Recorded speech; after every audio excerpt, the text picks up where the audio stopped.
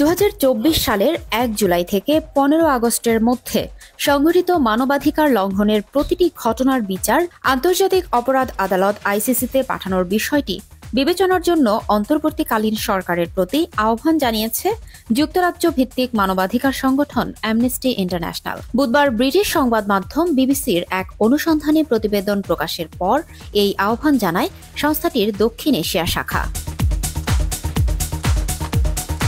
Amnesty international south Asia Facebook পেজে প্রকাশিত বিবৃতিতে বলা হয়েছে, 2024 সালের জুলাই আগস্ট মাসের বিক্ষোভে প্রাণঘাতী দমন পীড়নের নির্দেশ তৎকালীন প্রধানমন্ত্রী শেখ হাসিনা দিয়েছিলেন বলে কথিত অডিও প্রমাণ বিশ্লেষণের পর নতুন তথ্য সামনে এনেছে বিবিসি। এই তথ্যের ভিত্তিতে অ্যামনেস্টি ইন্টারন্যাশনাল আবারও কর্তৃপক্ষের প্রতি সহিংসতার জন্য দায়ীদের জবাবদিহিতার আওতায় আনার আহ্বান জানিয়েছে।